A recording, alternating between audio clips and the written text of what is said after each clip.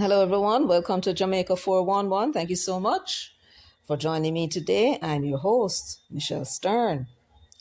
Well, I do believe I have a very interesting video for you today, if I may say so myself. Yes, very interesting. And I feel sure you're going to find it interesting as well. Because what it has to do is with our opinion as to the 10 things that the Prime Minister needs to get done first thing in the third term. Matter of fact, he's going to have to hit the ground running when it comes to these matters. And I think we're going to need the help of Brother Warmy.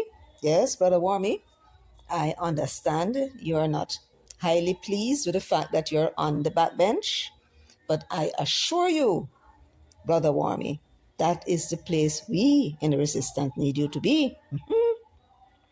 Wait until you hear the plans we have for you. And I don't mind telling you that I'm one of the happiest persons that you are on the back bench. Because they say, Warmy, and I know somebody is going to send this over to you. And of course, we thank you very much in advance for doing so. So, Warmy, you need to understand something about yourself and how I see you. I see you as a man of courage, as the first thing, and a man who is not afraid to speak your mind.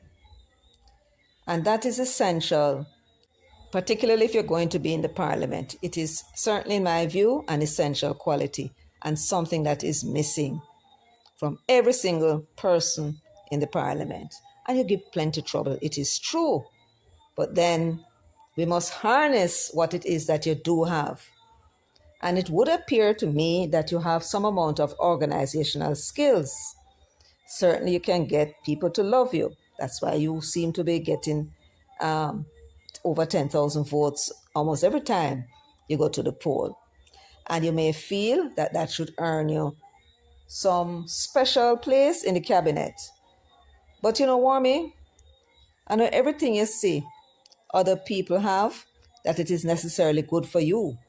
I personally don't think a cabinet position suits you at all. And do you know why? Because those ministries are restrictive. It box you in. It keep you in line and fix you into a particular role. And that does not suit you, in my view. So don't worry about it. Nobody will be moping. Take the opportunity now and be the person that you want to be without any restriction because you're on the back bench. Now, Warmy, what you may not realize is that being on the back bench is one of the most powerful positions you could hold. Yes, it sounds strange, doesn't it? But the fact that you're not boxed into a ministry where somebody over there doing one thing, you over here doing something, and whatever idea you have, it has to be within that thing. You don't have that restriction. You are as free as a bird. You can actually dabble into every single one of those ministries. You can have an opinion. You can do more. You can even move motions that will affect every single one of those ministries. Had you been a minister, you couldn't do that. Think about it. I am saying to you now, Warmy, we need you on that backbench. Yes. And when you hear these 10 things that we are of the opinion that the administration needs to do, first thing, you're going to see what I'm talking about. So, the first on the list of what it is the new administration must do right away. First sitting, in fact, Warmy, and this is your baby. You need to complete the process of removing the Auditor General from the Integrity Commission. The Joint Select Committee already made a decision. Now it needs to be implemented. And this is your baby. So I anticipate that the first day the Parliament sits to do business, Warmy, you will be moving that motion to remove the Auditor General from the Integrity Commission. Now, I want to make certain proposals to you, Warmy, that you also add to that motion you're going to be moving. I want to suggest that we do more because the Integrity Commission, the act is a mess. I mean, Warmy, can you believe that Greg Christie's position has not yet been filled? Greg Christie indicated, we understand, since November of last year that he will not be seeking reappointment. And it is now nearly 1 year and they have not replaced him. I am going to do another video after this to show you, my audience, my viewers and my subscribers, what the requirement is by law of what it is that the executive director does. And then you tell me why the Integrity Commission is taking so long to replace him. But sufficient to that day. So, Warmy, we need you not just to move the motion to have the Auditor General removed and replaced with someone from the private sector. What we need you to do also, Warmy, is to amend the law, removing the requirement as to who may become a commissioner. If you want somebody of integrity, then we want somebody of integrity. There should be no requirement stipulating that any of the persons should be a judge, a lawyer, or an Indian chief, thereby restricting, foolishly in my view, the pool of persons from whom you can select the persons to be commissioners. So I'm going to ask you, Warmy, to put in that motion as well, a second part, that will amend the law to remove that requirement that 2 judges must sit on the Integrity Commission, or whether or not there should be public servants or what. Remove it altogether. Repeal that section and allow the Service Commission to select persons from among our population who apply to them to become commissioners that have integrity, because that is the key. You agree? Yes. So that's the second thing. But we want something else to be done, Warmy.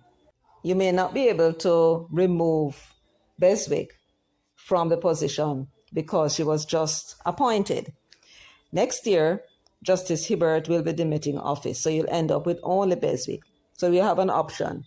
Keep her until her 7 years are up, pair up or send her on her way. But regardless, if you decide to keep her, then the next thing I want you to do is to amend the law and change the law that says that the chairman of the Integrity Commission must be a judge. Change that.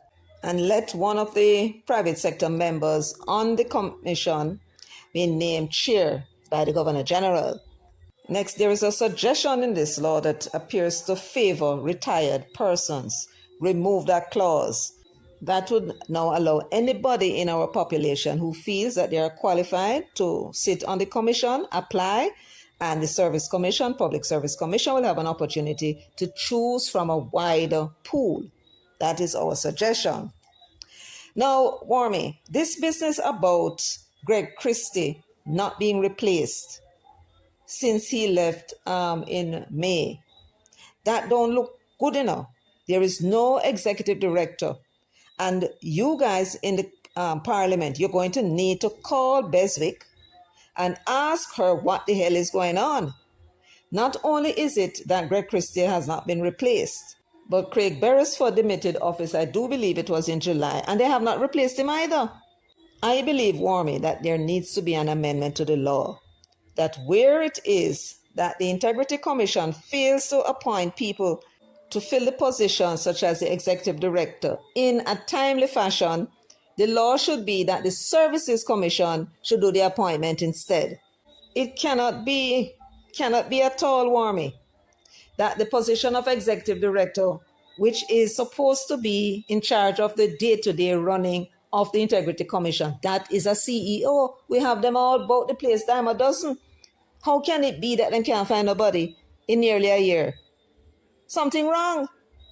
And if they don't exercise their powers in a timely fashion, take it from them and give it to the Services Commission. Let them go find the smaddy.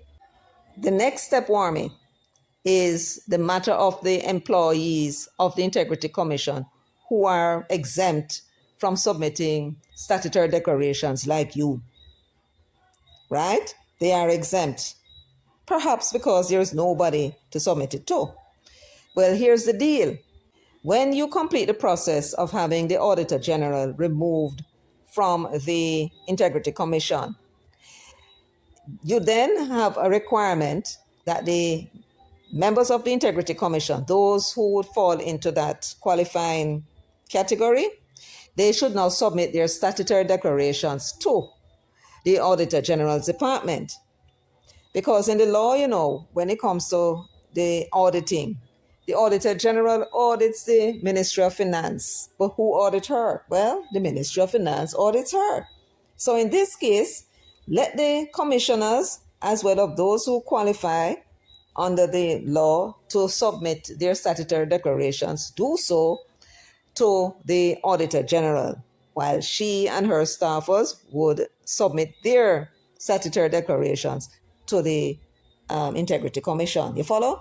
So this idea that they're exempt, you're going to remove that. Remove the exemption and let them submit their statutory declarations like anybody else. Can you imagine? This is a body that is supposed to be investigating others for integrity, and nobody know what them have, what assets them have, or whether them taking bribe. How can that be? No. So with the Auditor General no longer be a member of the commission, it's now possible for the commission members, the commissioners and others, to submit their statutory declaration to the Auditor General. Now, she's going to need a structure for her department, because what should happen now if there needs to be an investigation into somebody's statutory declaration who works at the IC? She does not have investigative capacity. Well, in that case, you would make the FID the body to which she must submit her referrals for further investigation. So in the Integrity Commission, you have the Director of Investigation. That is who the referrals go to for further investigation. Well, in the case of the Auditor General, that now would be the FID. So if you're going through somebody at the Integrity Commission and find that them have assets which exceeds their lawful income and it requires investigation, then she would refer the matter to the FID for investigation. You follow? Yes, so we covered there. And they are specialists in financial crime investigations. So everything is done and pat right there. So Warmy, when we told you we have work for you to do, you see how busy you are? You don't need a ministry. If you get a ministry now, you don't have time for them things there, man. And these things are essential in cleaning up that Integrity Commission mess that Englishman created with the bad law. So any one of the members of Parliament can take on this job.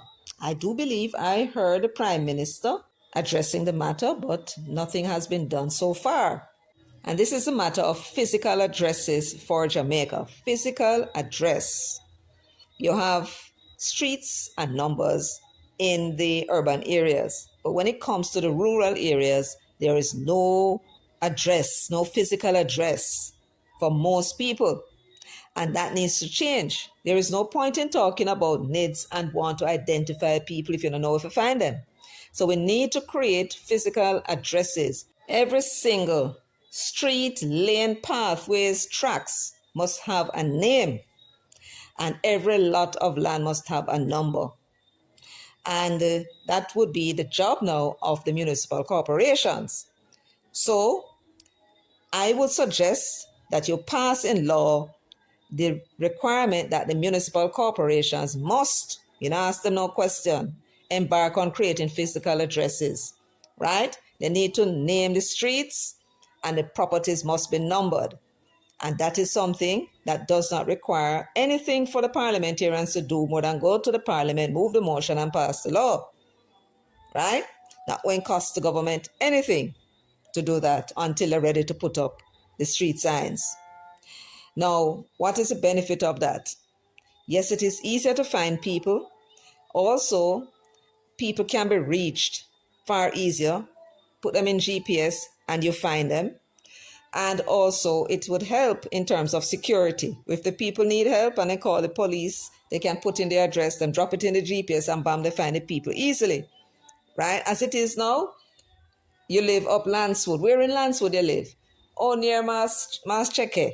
All right, Mass Cheke is a landmark. So what next now? You're going to turn right, and then you're going to travel up a hill, and then you see a big mango tree, turn left, right. Is that a physical address? What kind of slackness is that? Huh? In this day and age, we need to have physical addresses for every property that is in Jamaica. And it is high time. Then no, we need to address this business of our towns stink and dirty and filthy. Not just the streets we're talking about and the sidewalks and the markets and all sorts of different places. We're talking about even the buildings. There needs to be an ordinance for urban areas requiring the business owners to maintain and paint up the exterior of them buildings. You see, like how banks always look nice because, they don't want their clients to have the slightest doubt that they're doing well, right? Pass an ordinance in the parliament requiring that all business owners, you're in the town of Maypen, you're in the town of Lucy, wherever you are, you need to upkeep your place. Paint it up and keep it fresh and nice looking. This will give the towns an uplift, right? And if they fail to do what they're supposed to do, then you drop a big fine on them for disobeying the ordinance. Now, when it comes to these municipal corporations, here's another thing that I think needs to be done, and it ought to be legislated in the parliament. You see, the matter of the municipal corporations, they have a duty to do something. For example, there is the Burger Gully over in East Kingston that has been damaged for about a year. As soon as there's heavy rains, the people's place flooded out and their furniture is destroyed. I do believe the government has an obligation to go and compensate those people. Afuno Gully. And it is the neglect of the local government, if it is a local government responsibility, to repair the gully while it has been flooding and destroying people's furniture and appliances and them home, undermining them home. When you have a case where a municipal corporation fails to do what they're supposed to do, central government should come in and do it. So you're going to need a special fund. It's either a local government fund, special fund, contingency fund, or it should be in the office of the Prime Minister, that you can apply the funds in that to fix the Burger Gully. But that is not the only thing you're going to do. When the tax office collect the various taxes that's supposed to go to the Kingston and St. Andrew Municipal Corporation, you are to deduct your money back out of that. So if you spend 500 million to fix that gully because they failed to do it, then you take back your 500 million from the municipal corporation. So this is now ensuring that the people have the service. Also, during the last term, there is more than a little suspicion that those corporations that were held by the PNP weren't spending, telling the people about them the money or they don't get no money in an effort to make the government itself look bad. That fund can be used in circumstances such as what I just described and take back the money from the taxes that is collected for them. That is my suggestion. So this special fund can be used to repair markets as well as the parish council roads and so on and so forth. So that's number 2. The next suggestion is to do with crime. When I spoke to my friend from the Ivory Coast, he told me that in his view, the government needs to take control of crime. This idea that somehow we can run a country with low crime or manage crime. No, we're talking about eliminating crime. The system, of course, has weaknesses. That's why you will never be able to eliminate crime. But there are systems that exist. The one that we used to have on the continent where there never had no crime. The 1 and 2 little time they have little issues. And the occasional times when the rules were broken, they had ways of dealing with that to make sure it not happen again. So what my friend from the Ivory Coast was suggesting was that eliminating crime and the fear of crime would go a far way in getting our black people, innovative and inventive. That is when you get the best out of us. The crime, therefore, is something that cripples us as a people, whereas the other set of people seem to be able to thrive with it, not us. So I have an idea, and I had an idea for quite a while. Matter of fact, I had sent it to Dr. Peter Phillips, and I saw it in the manifesto, the only one of my suggestions that found its way in the manifesto in 2020. And it's a crime plan to reduce crime to nothing. How? By what they call Citizens Watch. I remember when I was in real estate in the early 2000s, and I would go into an area and I see these Citizen Watch and Neighborhood Watch signs, and I said, but these things work? And they tell me, yes. So I said, what kind of problems they used to have? And they start to tell you all the different problems they used to have. And since they set up the Citizens Watch and start to watch, no crime, no further crime occur in those areas. And it's a strange thing, but it seems that that is the solution that was right before our eyes, and we seem not to see it. Indeed, it would appear as though we did to some extent see it, but we have not taken it seriously, because there is a mechanism that is in place for Citizens Watch and the police and the civil society and so on. What I'm suggesting is that it should be a part of law enforcement. In other words, put a law in place that requires that the communities should have a Citizens Watch, because that is how crime thrives, when nobody is watching.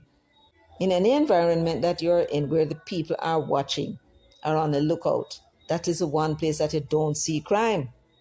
Yes, you will have some crime where you have disputes between people, but in terms of robbery and all them something there, not really. So that is what I'm suggesting, that every community, business district, all the farm areas and lonely roads, they should all have an active Citizens Watch. And this must be enacted. It must be a law. And any community, business area or farming district which fails to establish and organize a neighborhood watch, you should penalize them. Just increase them property tax or threaten to do so, and everybody will join up. Because Jamaican people watch for pennies, as we should. Now, we're talking about now cooperation between the citizens and the police. And you're going to have to train the people properly, because you don't want them to stop citizens on the road and ask them out other questions about where they might go and so on. And some people lose their mind and do that sort of thing. Right?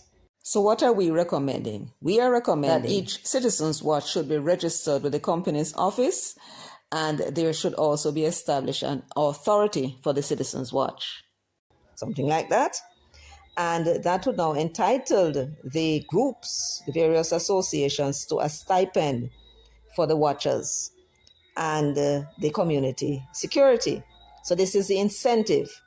We suggest that this authority that you would set up should have an inspectorate, and it should fall under the national security budget, possibly too under the control of the police high command. What we're suggesting is that the matter of community security should be put into the hands of those persons in the community. So the neighborhood watchers will be responsible to eliminate crimes in their areas. And then you have the matter now of disputes, and that sometimes is where problems come in. So they should also be responsible for settling disputes. This would suggest that the elders in the communities should be put to work as well in terms of helping to settle disputes among the members of the community.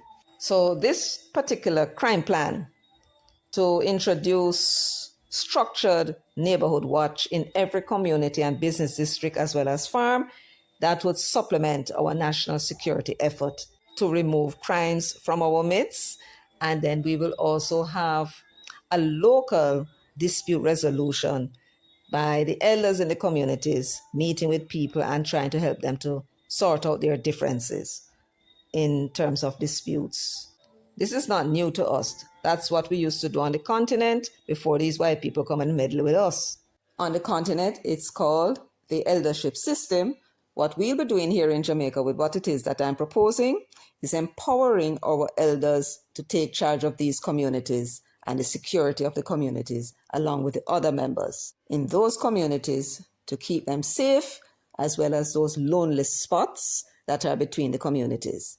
If we empower our seniors in these communities and the system work, we can do it as an experiment. And if it works, then we can now look at eliminating the parish councils and put the resources directly in the hands of the citizens, the seniors in these communities. They will then ensure that the communities are clean, they beautify them, ensure that they get the roads fixed and take care of those poor and indigent in their communities. And we can legislate all of that, which will then make Jamaica a better, safer, and more prosperous place to live in, for sure.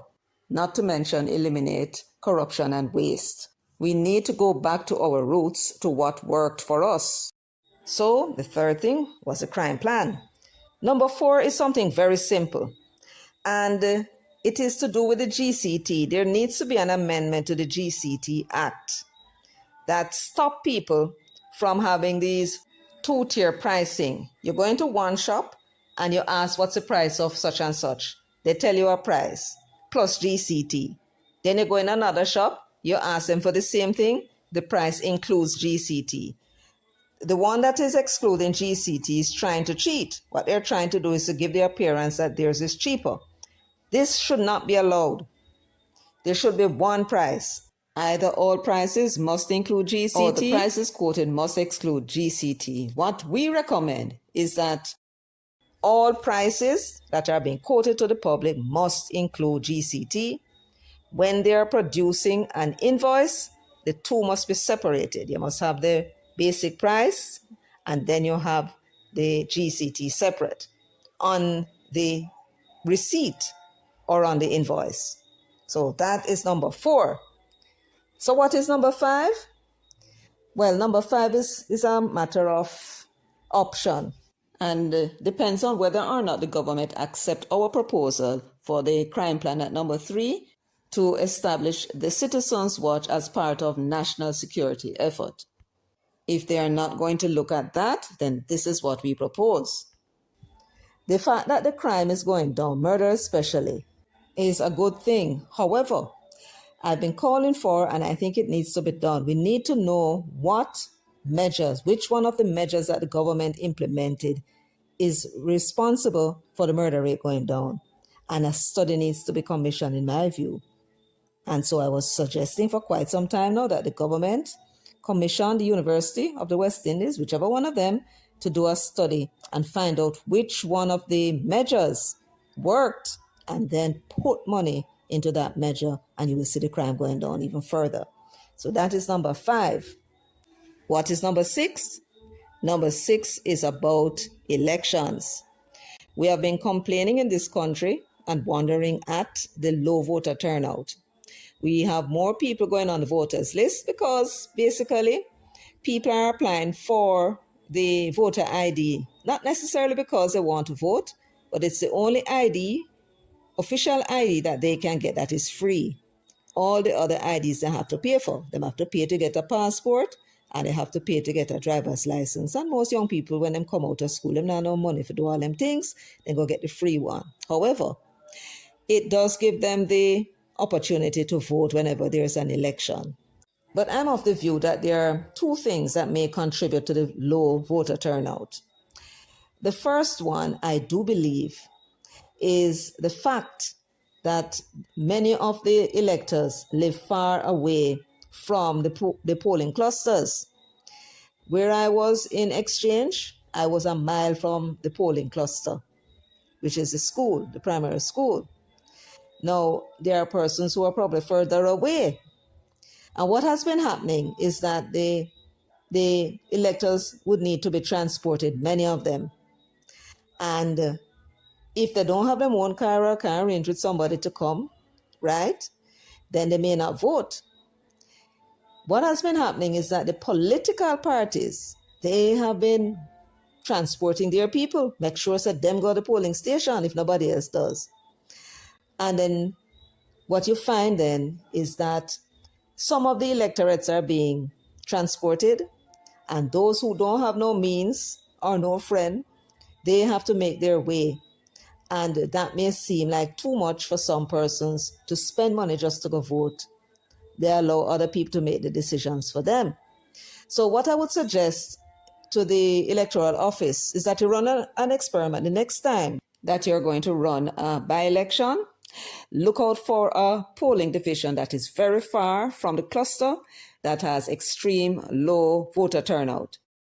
For that polling division, I suggest instead of having it in the cluster, remove that polling division from the cluster and put it in the community where the people live, just to see what would happen if the voter turnout improve. If it does, then you have your answer. Matter of fact, you can do it for more than one area. Just a test to see if it's the distance from the polling clusters that is causing some of the people not to go out and vote.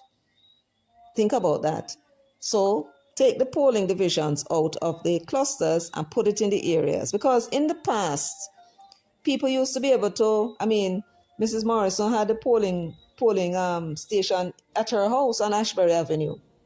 And Mrs. Blair just walked from number 7 to number 16 and vote, right? And then because of all of the controversy with the thieving and all the things that used to take place, they thought it best to put them in clusters. But then again, how do the voters get to those clusters? You follow what I'm saying? And that could be a contributor as to the reason why the voter turnout is low as time goes by. The second reason that could be contributing to the voter turnout being low may well be this business about those persons who are working, and more people working now. They are only given 3 hours. Now, you tell me what is the rationale behind that. You can have public holidays for Christianity, public holidays in support of the politics, Heroes Day, Independence Day, Emancipation Day, which other one they have? Labor Day, right? Public holidays for all sorts of things. And when it comes to one of the most important things in our history, voting, the people must get only 3 hours to go vote. That need to cut out. What we are proposing is that we should make Election Day a national holiday to encourage the voters to go out and vote. Now, they may not still not go vote, but that is not our business. It is unfair that the persons who are unemployed, the persons who are not contributing as they would like to, I'm sure, to national development, as well as those persons who are retired, they can go out and vote all day between 7 and 5. But the persons who are contributing to make the thing work, them only given 3 hours. They live in Grangehill or they live in Sablamar and they work in Montego Bay. Right? You have people from Port Antonio and Otter Bay who are traveling into Kingston. And they're going to choose whether they're going to go and vote 3 hours in the morning or 3 hours in the afternoon. Why are we doing that? Make election days a national holiday. If it's a general election, national holiday. If it's a by-election, all the voters on that list should be given a day off with pay. And that is what we propose. All electors are equal. You cannot be discriminating against your elector because they happen to be working. They should not have the same privilege of time as others who are not working. How that makes sense? Now we need to treat number 7 with urgency. Master Andrew, Prime Minister, treat number 7 with urgency. The political dynamics in this country has changed. It is not like it was when Papa Eddie and Michael and Buster and Norman were there. Not even with Bruce and Portia and you. It's a very different thing going on now. We have situations where people in Jamaica organizing with people of foreign to protest and scandalize the country in the hope that they would bring down the economy, believing that that somehow would elevate them to the position that you are in. They would stop at nothing. You saw the way in which they treat the electoral process. Rather tear down everything in order to put themselves in a Jamaica house. And therefore, we are recommending that it is high time that we created our own Treason Act. You heard me? Yes. We need a Treason Act to be passed in our parliament, right? And what it basically should say is that persons who cooperate with external forces, whether allies or foes, to undermine or sabotage our democratically elected government in an election that was declared fair and free, acts of sabotage and terrorism, all of these should fall under the Treason Act as high treason against the people of this country. And it is necessary because, as I said before, things have changed, different dynamics. You now have an Englishman prims up into a parliament, and he has shown us in his conduct that he is somebody that is prepared to do anything to destroy this country. And so we must protect our country and our people. So create a Treason Act, our own Treason Act. We don't need to use a British one from 16-something. That is my suggestion. So the first thing we are doing with the Treason Act, we are protecting the government. Then the second thing is we are protecting our infrastructure from sabotage, and we are protecting our people from terrorism. Number 8, repatriate our final court to Jamaica. Now, here's what I recommend. You see, because the final court is a serious matter we're dealing with. And if you're going to repatriate the court, I would suggest that what you do, you set up another court in between the Court of Appeal and the Privy Council. And the intention is to replace the Privy Council with this particular court. But what we want to do is to give it some experience so that people can have trust in it. Whenever the cases go before the Court of Appeal then lie to this particular court, and then from this court, appeal lie to the Privy Council. How well the court does depends on whether or not the Privy Council overturns its decision. If in all cases the Privy Council agrees with the decision made by this court, then the court will be ready. I should think maybe about 2 to 3 years of seeing the court in action should convince people in Jamaica that maybe this is what we need to do. I do not agree, though, that having taken the court out of the United Kingdom, an external court, that what we should now do is to go and give our courts over to another set of people. No, I don't agree with that. If the court is going to move, make it come home.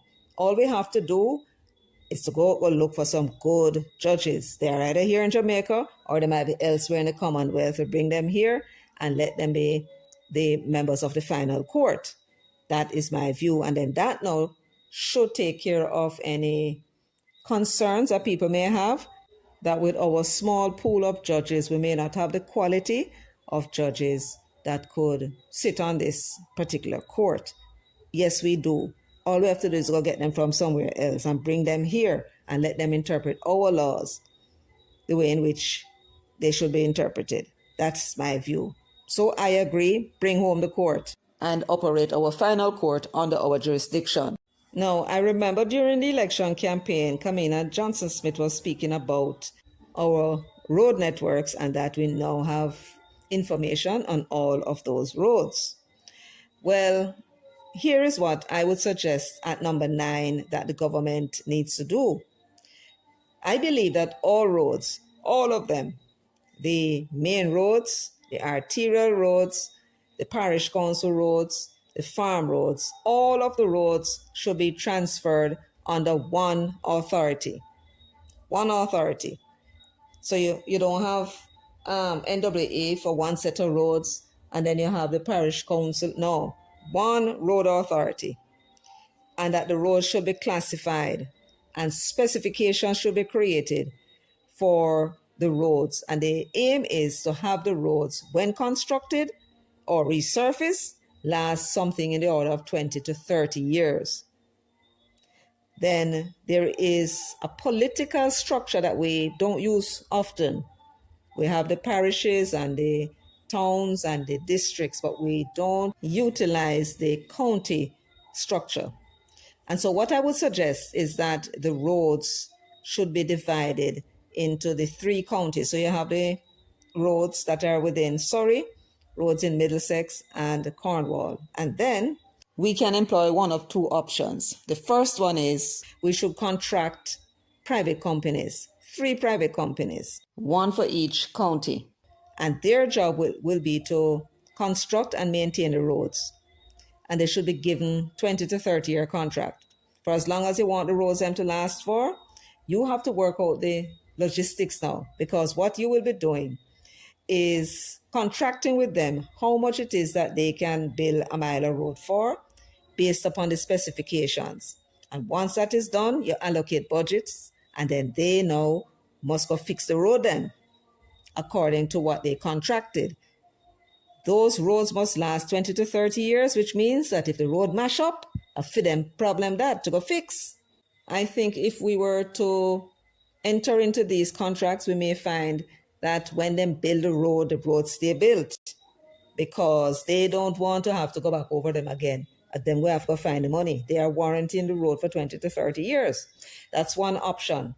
Another option is, if we're not going to do it that way, is that, yes, we put all the roads under one authority and we reconstitute the Public Works Department, get rid of NWA and go back to Public Works Department and hire people on contract as workers, supervisors, managers, and so on. What we will be doing is taking the profit out of it. The profits that we would pay is now going to go into fixing roads. So we should be able to fix 3, maybe 4 times more roads. What is more, those workers are not going to fix the road to go back over it again, unlike the private contractor who has an interest in not fixing the road properly so that when they mash up again, he get more work. So you would take out of the whole system of road construction and road maintenance the corruption that is going on at the moment. And we ought to be better off at the end of the day, because it was the PWD that was building those roads, excellent roads that we had in the past.